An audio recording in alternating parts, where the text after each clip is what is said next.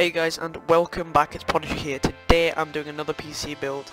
This one's a £300 build, and again for the UK it's £350-ish. You could probably get it down to 300, but it's a pretty cheap build.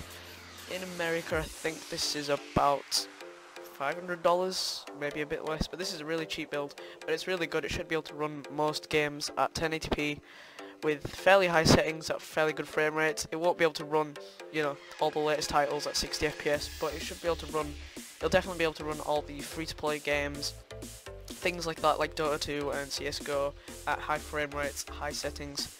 So, the CPU we've gone for is the AMD Athlon X4 860K. It's clocked at 3.7 GHz, and it's a quad-core processor, and it's comparable to the Pentium G3 258, I think, and it's an FM2 plus socket. It's pretty good. It's not amazing, and it's not gonna again give you amazing performance, but quad core is better than a dual core, so I went for this. It's £55. Should be able to run through most of your daily needs and games, and it'll be a good processor. Now for the motherboard, I've gone for the MSI A78M E45. As you can tell, it's just micro ATX motherboard. It's fully functional, but not got like so many features. It's got a nice blue heatsink, and yeah, it's just a blue and black motherboard really. It's got a brown PCB, but you can't really tell from this angle. If I click on it, nope, it doesn't let me. But yeah, it's a good motherboard. FM2 plus, obviously, only £40, one of the cheapest I've seen, and it comes with the obviously BIOS 4, which is the click one. And yeah, that's pretty much it. Now for the RAM, I went for Crucial Ballistics again. Very cheap. You can get a RAM similar price with better designs, but I went for the Crucial Ballistics because it's, you know, reliable. I've seen it in so many builds. Only £40. Like very good reviews. Just really good RAM. 1600 MHz. It's perfect. I wouldn't go for 1333. I don't even think they do it in 1333. They might do, but you probably don't want to go for that. So this is some good RAM. It's two 4GB sticks as well. Obviously you can't put 16GB in this build. Now for the graphics card, I went for the Sapphire R7 260X. It's the 2GB version. It's actually a pretty good graphics card, especially for the price. For £100, you could probably get like a GTX 750, maybe a 750 Ti for this price.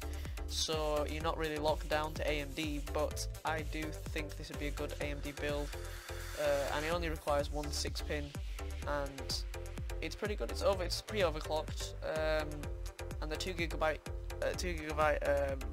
VRAM should handle most games at fairly high settings.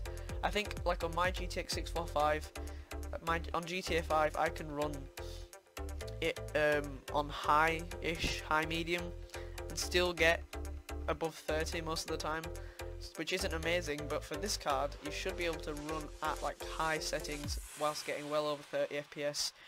No problems there, and it looks pretty good. It's fairly small, so it should fit into any compact case, and yeah, it's a good graphics card.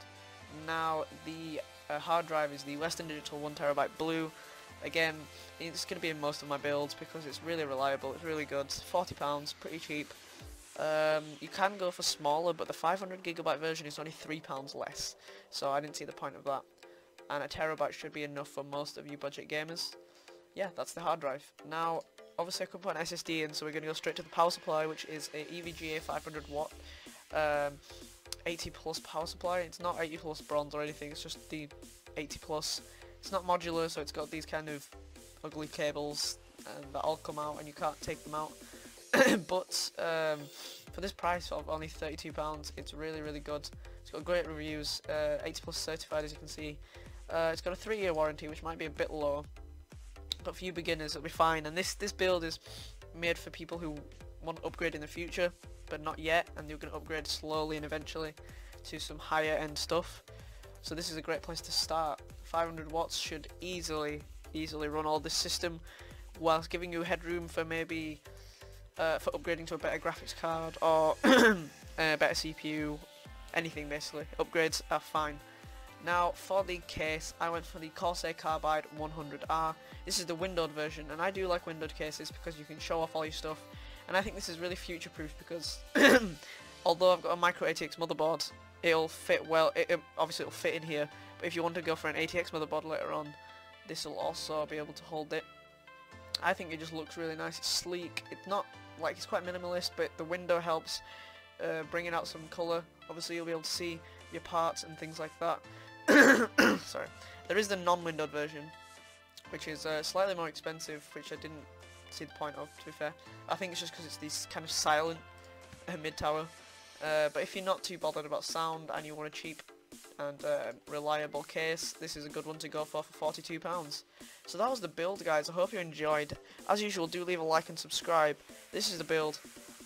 It's pretty cheap, and as you saw, just about £350. You can obviously take some stuff out and put some stuff in, modify it to your standards. But yeah, that's a really, really good build. £350, and I'll see you guys next time. Bye.